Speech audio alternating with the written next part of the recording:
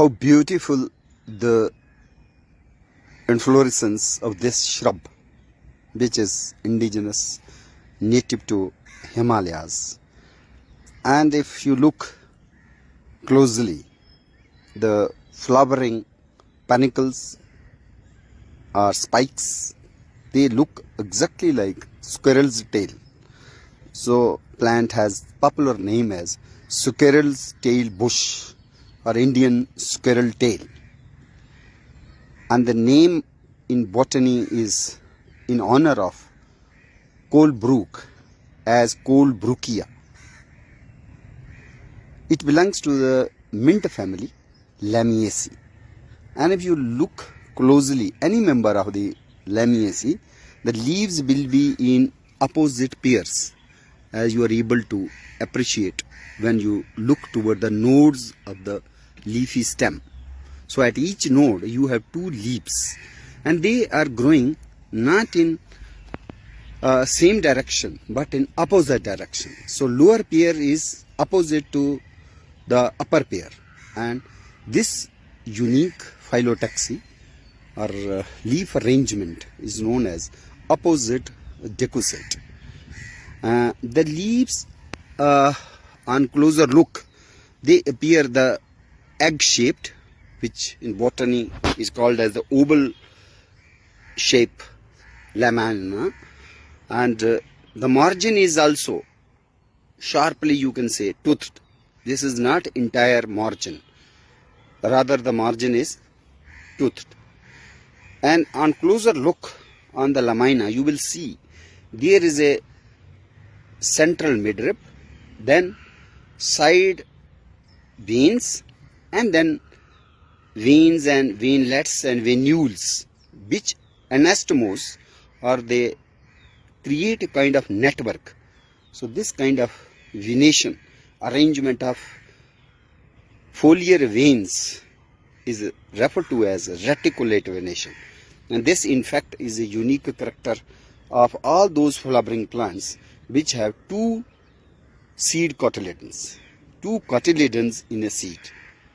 So if we look anatomically, each seed having the two cotyledons, such plants are called dicotyledons or dicots. So Colebrookia oppositifolia, which is the medicinal shrub of the shivalics, very prominent shrub, which usually flowers early in the winter, and this is just the February, although we have celebrated Basant Panchami, and this is now in flowers.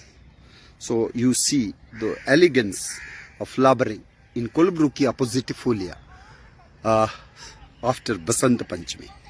So this bush is very popularly known to Dogra community as Swali.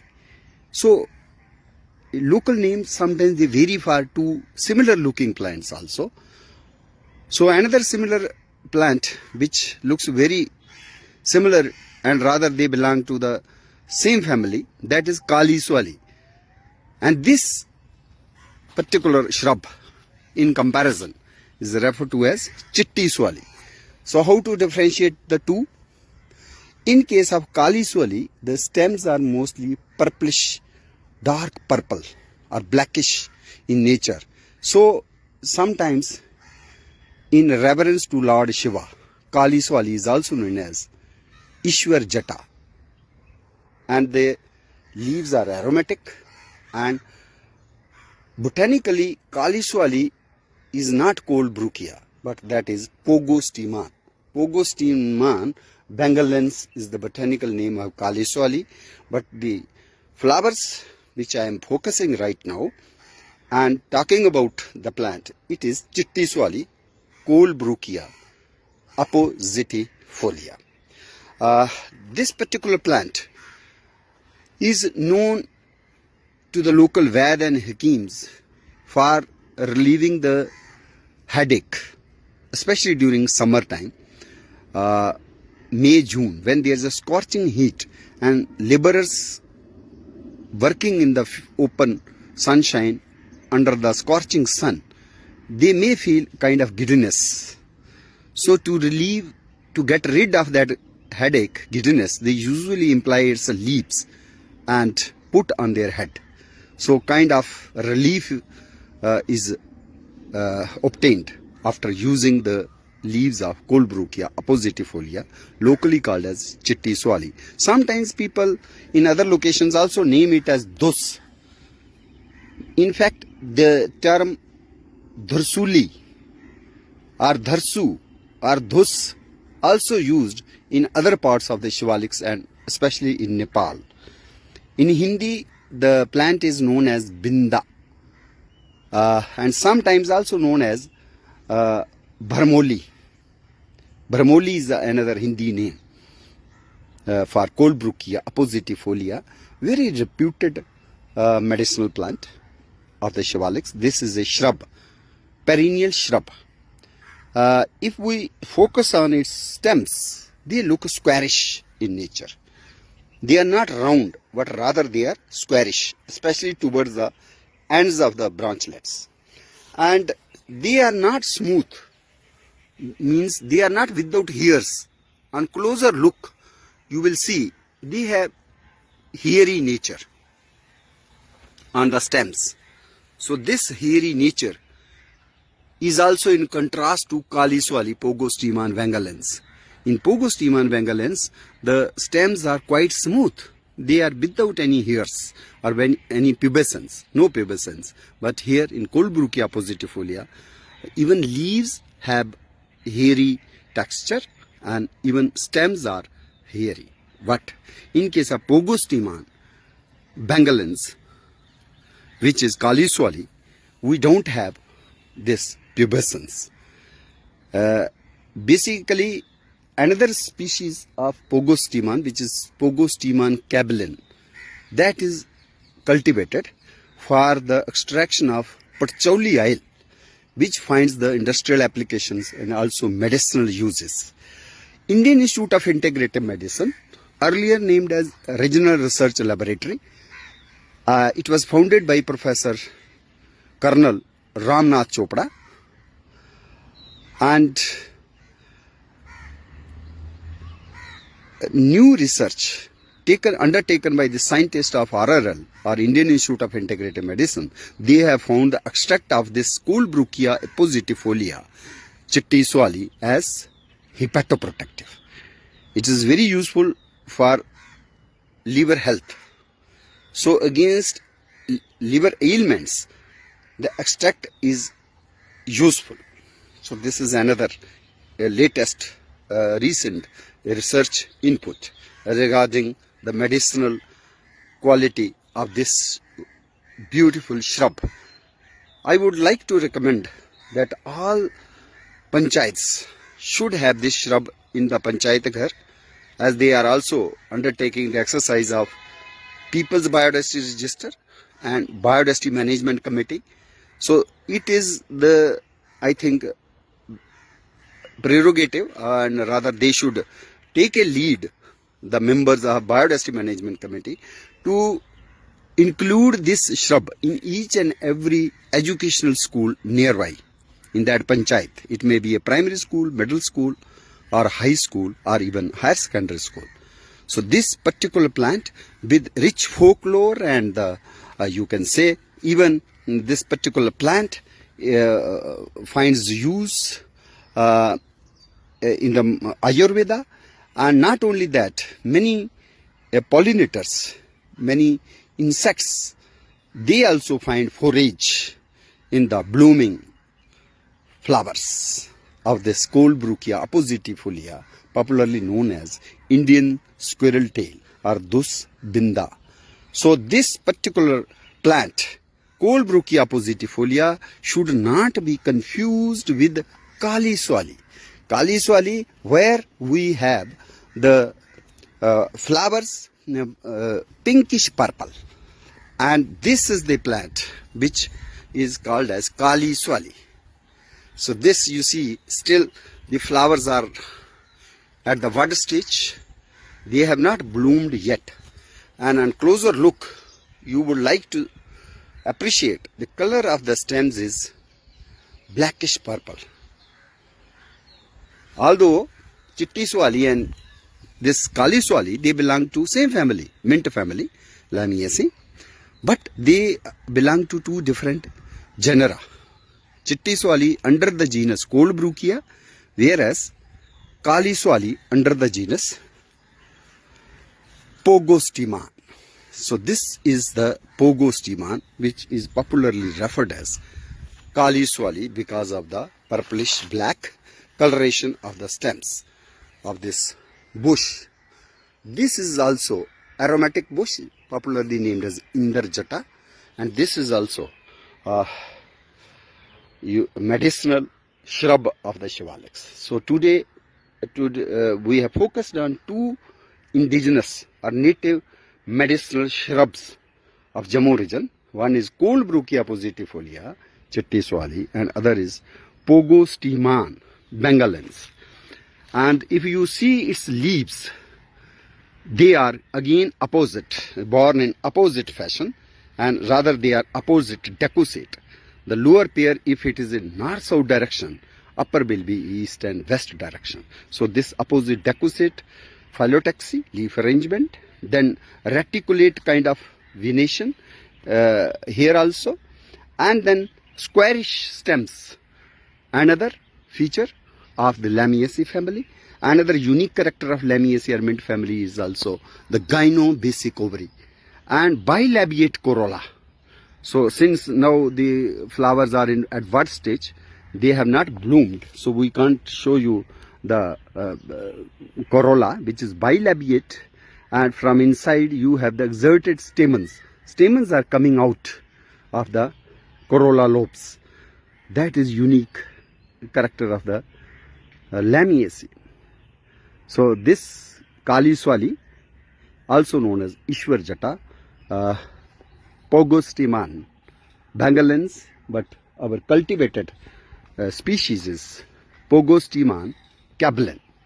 So you can appreciate how you can differentiate the two medicinal shrubs in the field. One is Coldbruchia oppositifolia and other is this black colored, black stemmed and smooth leaved.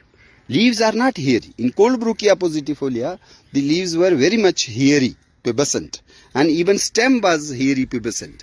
But here, in Pogostiman, we find the smooth stems and even leaves are smooth without any hairs. The serrations in case of Coldbruchia oppositifolia, they were not that sharp. But here we find they are more deep, rather deep, and they are more coarser in nature. Whereas venation arrangement, that is reticulate venation, which is a character of any dicot flowering plant. So this is the shrub Coldbruchia oppositifolia, which is renowned as the source of patchouli oil, which is also useful as anti-inflammatory, analgesic, and useful against skin ailments. After Coldbruchia oppositifolia and Pogostiman, bengalans, I am focusing on third shrub, which is again native, indigenous to Shivaliks, forests of Jammu, and which is often confused with Coldbruchia oppositifolia. But this is not Coldbruchia oppositifolia.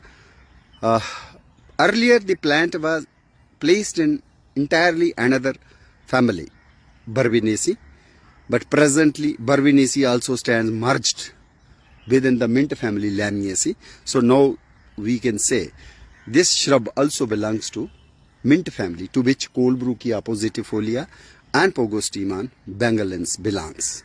Here on closer look you will see the young foliage, young leaves. They are cottony white, and leaves are having a long tail, acuminate tip. Margins of the lamina, they are toothed, saw-toothed.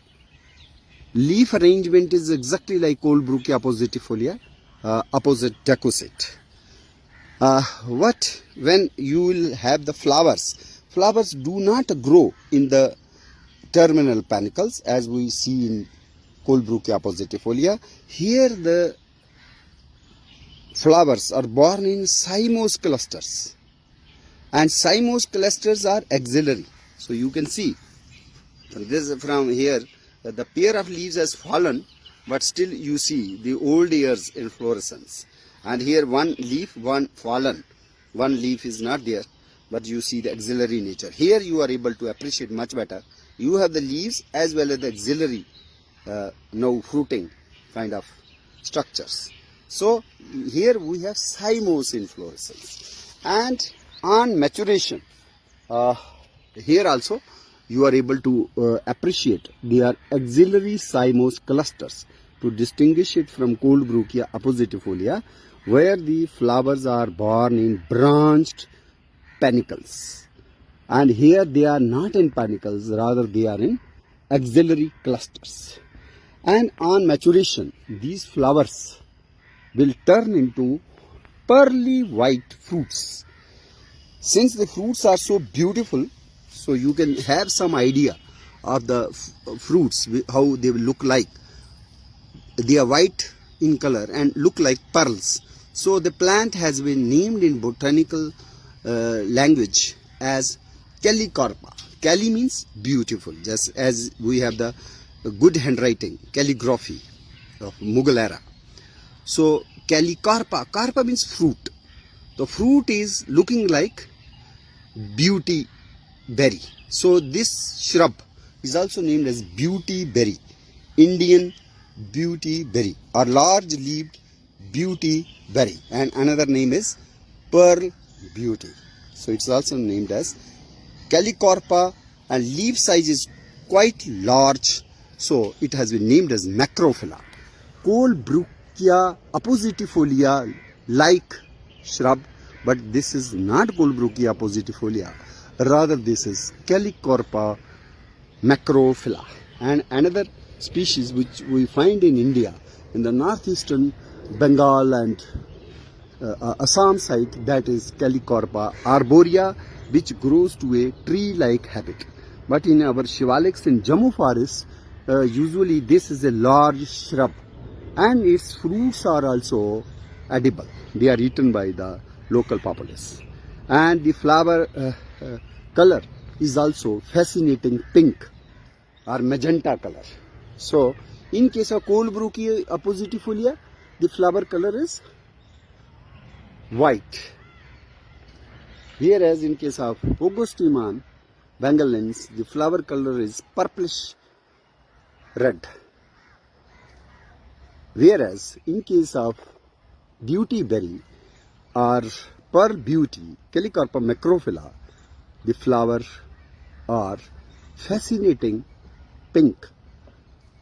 And this particular shrub also need to be included in our herbal gardens, as it is unique, as it bears decorative flowers, and it has very beautiful pearly white fruits which can be eaten. So students in the schools and colleges, they will feel more fascinated to see its flowering as well as fruiting.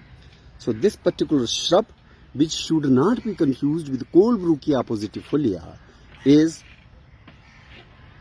Callicarpa macrophylla, and distinguishing feature of this shrub is presence of flowers in the axillary cymose clusters, whereas in case of Colebrookea appositifolia and Pogostemon bengalens, we find the flowers are arranged in terminal panicles. But here they are not born in terminal panicles, rather they are in cymose axillary clusters. So this is Callicarpa macrophylla, indigenous shrub of shivalics.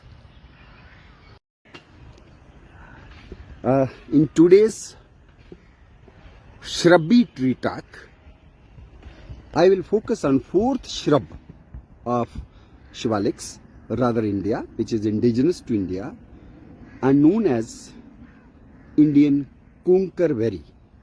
Botanically, it is named as Carissa spinarum. Why spinarum? Because it has a pair of sharp spines.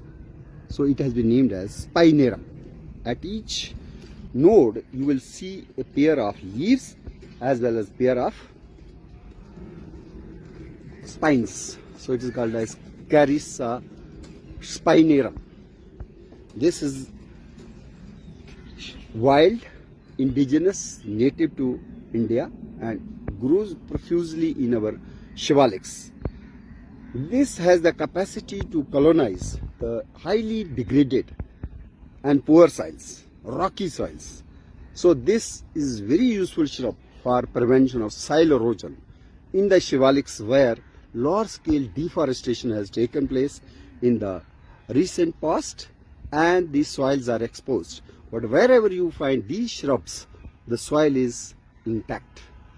These berries, which are now pinkish maroon pink, a maroon red, will ultimately become dark purple when they will mature. A rich source of iron, calcium, blood coagulating factors, even vitamin C.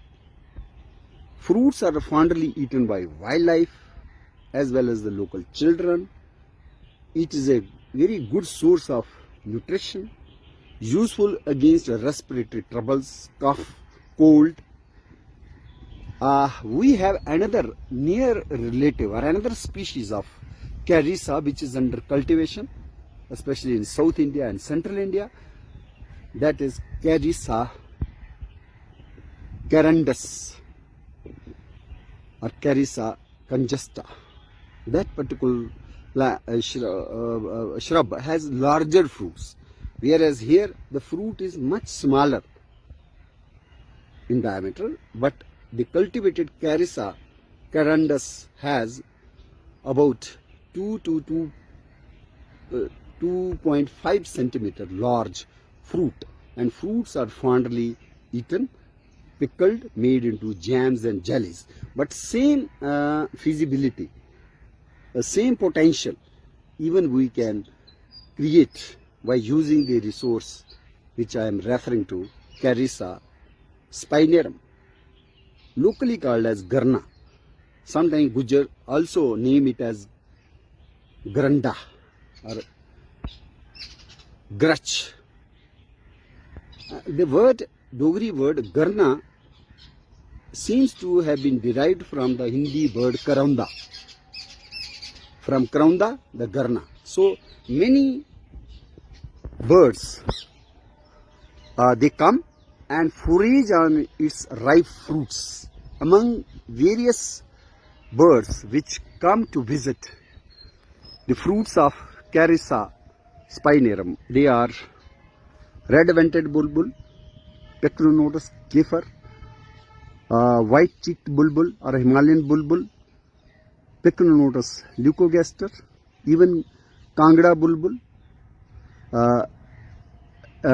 You have even white-eye Juster of spalpeberosus, which comes to eat its berries, which are quite palatable to humans also, not only to the wildlife. Among mammals, there are nocturnal animals like Himalayan palm civet, Paradoxurus hermaphrodites, which also consumes its fruits along with the fruits of curry patta or drauncal, Moraya canigai. So, Indian palm civet, Paradoxurus hermaphrodites, is very fond of eating the fruits of Moraya canigai, curry patta drauncal, as well as the fruits of Garna Carissa spinarum. And this is the shrub which is also the under research by the botany scholars in the University of Jammu. So they have put these tags and they are collecting peculiar data regarding its peculiar reproductive biology. The flowers are quite fragrant, especially during evening hours, night time. They emit a lot of fascinating fragrance which attracts many moths and they pollinate. The flowers which are white, on plucking its leaves, white milky latex is exudes. So this particular shrub is not from the family, mint family, where we placed Colebrookea positifolia, Pogostemon bengalans, and Calicorpa macrophylla. Here, peculiar presence of latex and then leaves born in opposite fashion. So two characters need to be taken together, opposite leaves and presence of latex. So this particular shrub, lower shrub, has been placed scientifically in another family which is called as oleander family or Apocynaceae. Nerium indicum was sometimes also put under the other family, but presently it is the Apocynaceae, and the family Asclepiadaceae stands merged with the Apocynaceae. So Apocynaceae has one character, which is the presence of latex. This particular shrub can be included as wild forest fruit, and it needs to be prioritized for further value addition by the members of Biodiversity Management Committee, who have compiled People's Biodiversity Register. But story doesn't end there. Even after formulation of People's Biodiversity Register, they need to look for conservation issue, conservation of peculiar shrubs, climbers, trees, and even herbs, and then they should look for value addition, how these things can be added more value. Even research scholars, how they can create the bigger or large size of Carissa spinarum fruit, how some kind of beverages can be innovated by using this resource, and ultimately it can generate some kind of livelihoods. So even after the conservation and value addition innovations, we need to formulate some kind of guidelines and principles where you can ensure the benefits arising out of any innovation from these plants as benefits accruing to the local communities who have conserved these resources, these shrubs, since ages, as a result of their unique lifestyle, where they have always harvested or exploited the nature as per need, and there was no need-based exploitation. But in modern world, when we have industrial applications or commercial utilization focus, then definitely we use resource in bulk quantities, and that leads to the depletion of these resources. So whatever resource we want to innovate and further use for our industrial applications or for maximizing the profit, that need to be put under cultivation by the farmers. This is crux. So in the nature, in situ conservation, let it be conserved inside the forest, and outside the forest things can be put under, you can say, ex situ kind of conservation, and from there you can allow regulated harvest and generate the livelihoods and raise the economic condition of the deprived communities. So this Garna, now I was talking about the bulbul. So bulbul has just come, and sometimes even this bulbul, which is in Dogri called as pinja, it also puts its nest on the Garna, Carissa spinarum. So this is another, you can say, this also allows the birds to have the nesting in its thorny branches, so that they are well protected, well preserved, and no predators are. This particular is a female, basically. This female of Himalayan bulbul called as Pycnonotus leucogenis. So presently this is hovering around the Carissa spinarum bush, And another unique bush which we also see here, this is also indigenous, native to India. This is called as Conimorpha macrophylla. The leaf size is quite large, and the leaves are borne in opposite fashion again, and if we pluck its leaf, we'll see the latex here also. So this also belongs to Apocynaceae, to which the Garna belongs. But this belongs to another genus. This has a climbing kind of habit.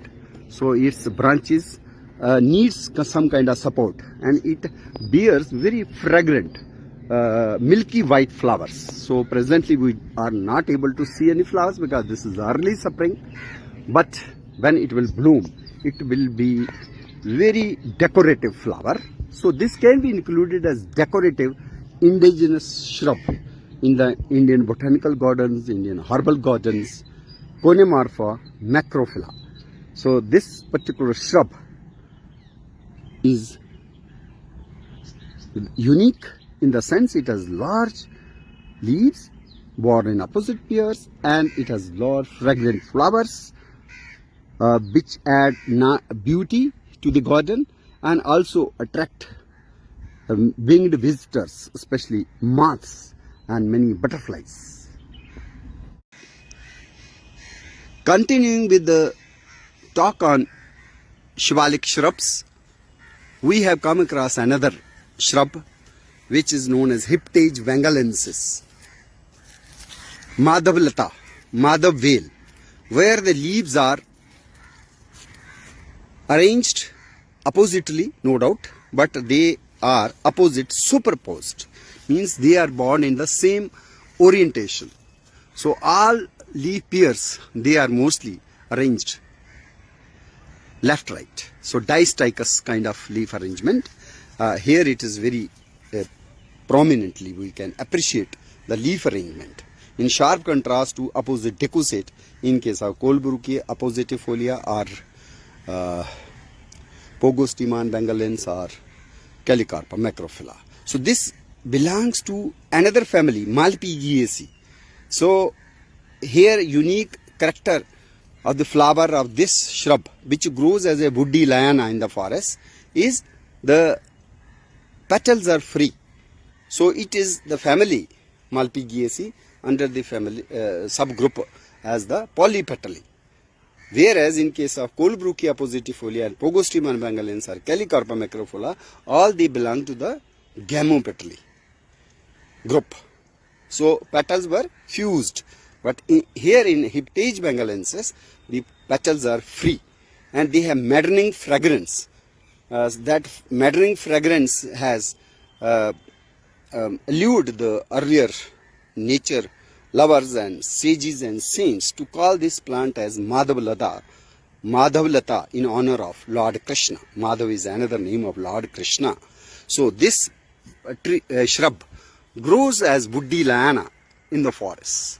So this is strictly speaking not a shrub but a shrubby liana, and its roots have been used in Indian system of medicine. So this is also shrub, and its fragrant flowers find use in perfumery industry. So it is useful for neurological stress. So it is usually planted in the gardens.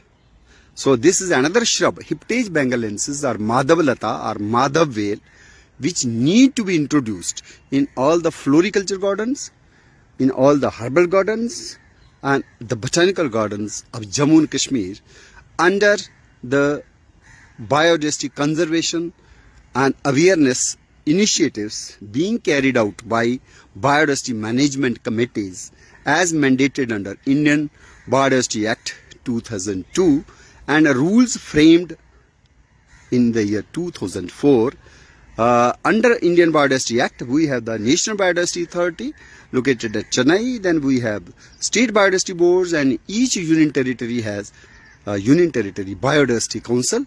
So this shrub, I think, need to be included in all the panchayat educational institutions, maybe at primary school level or middle school level or high school level. So this particular shrub which grows as liana. Usually we find this liana conserved in the sacred groves, as we see at Chadai Muttal area, where we have the Baba P. Imdi Bani. So here it is seen conserved, and it is already very buddhi liana climbing on other trees for support. So it is evergreen, so leaves are never shed, and it adds to greenery throughout the year and flowers during the spring season. Hiptage bengalens. So mostly we talk about many species which owe their name as bengalens. Why? Because the earlier taxonomic studies started in Calcutta Botanical Garden, and so many of these species which were for the first time named, they were thought to be either collected around the Bengal or Bengal Presidency. So many species like Ficus bengalensis, like Pogostiman bengalens, and here Hiptage bengalens, they stand named after Bengal, the Presidency of Bengal, where Sarazu Dowla was defeated as Nawab of Bengal, and East India Company laid its foundation to rule India for the rest of the roughly 150 or 200 years. So first Battle of Plassey was fought at a location called Plassey in Bengal, and that was way back in 1757. First War of Independence was fought in 1857, and now we are celebrating Amrit Kal. So 75 years of Indian independence, and till 100 years of Indian independence from 1947 to 2047, we will be celebrating as Amrit Kal. And during this period, we need to educate our younger generation students and scholars about the lesser known indigenous shrubs and plants and climbers of Jammu region and Kashmir region, which have their local names. So this particular shrub has very fragrant flowers, and this was earlier also included in floriculture park, that is green belt park, by the floriculture department. But over the years we are seeing that craze to introduce the wild ornamental shrubs is waning, and we are mostly now adding the exotics to our floriculture parks and gardens. So that shift is not desirable during this Amrit Kal. Let us go back to Vedas. Let us go back to our native biodiversity. Let us conserve our old traditions, why we have sacred groves, where we have conserved such indigenous shrubs, lianas and medicinal plants out of a reverence towards nature. Now you are seeing this Shrubby perennial, which belongs to the olive family, to which olive, jatoon belongs, Oleaceae. This is not a tree, this is a bushy shrub, popularly known in Jammu Shivaliks as Kund, a kind of jasmine, botanically identified as Jasminum pubescens or Jasminum multiflorum, and mostly in Dogra culture we have the very fragrant jasmines named differently. For example, this particular jasmine, which is having the compound leaves, and the leaves are 7 to 9 leaflet number, and each compound leaf is borne opposite to another leaf at each node, and this is Jasminum officinae, popularly called as Malti or Chameli in Dogra region. But this is Jasminum officinae. Here I was referring on the shrub which is known as Jasminum pubescens or Jasminum multiflorum, because of many flowering clusters. Here you see, and each particular petal is pure milky white with a pinkish tinge on outer side, And earlier in Dogra communities along the Shivaliks, many people used to have its garlands, rather garlands woven in the form of sera for the bridegroom. So they were using the eco-friendly resource, making the sera out of the flowers of this particular shrub, which is also revered and put under many sacred traditions even in northeastern states of India. This particular shrub has hairy stems. They are not smooth. So this is Jasminum pubescens. Pubescens is why? Because of the pubescent or hairy nature of its stems. And here also the leaves are borne in opposite superposed fashion. They are in the same direction. If they are in north, south or east, west, and then other pairs above and below, they are also in the same orientation. So this phyllotaxy is called as opposite superposed, and ultimately the branches look distichous, where the arrangement is on left and right only. So this particular shrub is very popular as garden ornamental and is native to Shivaliks. This is more bushy and more shrubby, whereas this particular plant, which is again having very fragrant white flowers and with more fragrance, maddening fragrance, and its jasmine seed oil is also finds application in many medicinal applications. And this particular shrub has been under cultivation in Dogra region since ages. So this chameli or jasmine is very popular as decorative plant as well as the medicinal shrub. When we are talking about the indigenous shrubs, we have found another shrub which is very unique, and this in fact in Dogra region is known as chitra because of seed structure and coloration, and its roots find use as anti-abortion treatment, and even this is a host plant for butterfly, which is called a guava blue or plumbago blue. And this bird, Dogra bird, chitra, has come from Hindi name chitrak. Basically that's a Sanskrit name. So we have Safed chitrak, which is plumbago zelanica. Zelanica, which also referred to Ceylon, the native to Ceylon, South India, but is also native to our Shivaliks in Jammu region. And another plumbago which is found in South India, that is plumbago rosea, lal chitrak, lal chitra. And another plumbago which stands introduced in the parks and gardens in Jammu region, that is Cape plumbago, plumbago capensis. These shrubs are reputed Ayurvedic medicinal plants, and in English they have been named as leadworts. So this is white leadwort, plumbago zelanica, butterfly host for plumbago blue, and another is plumbago rosea, which is red leadbird, and third one is plumbago capensis, which is Cape leadbird.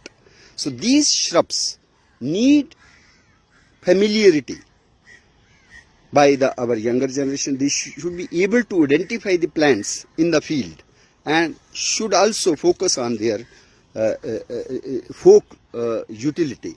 How these flowers, one particular flower we are able to focus, it's there, and some birds are also coming up. So the sticky sepals, this is another distinguishing feature of this particular plant. They are very sticky. Some gummy exudate is around the sepals of the inflorescence. So while you are moving around, sometimes they may cling to the clothes of the human beings, and you can see that sticky nature is unique to this plant, this shrub, which is known as white leadbird or plumbago zelanica. And this sticky nature we don't find in case of Jasmine officinale. Another character in Jasminum officinales, the opposite pinnate leaves. There is a pair of opposite pinnate leaves, compound leaves. But in case of Jasmine pubescens, we have the opposite pair of simple leaves. They are not compound leaves. And here the number of petals is also 6 or sometimes 7. And this sticky nature is unique to Plumbago zelenica and not to Plumbago capensis. So this particular shrub also needs to be included in the herbal gardens of Jammu region.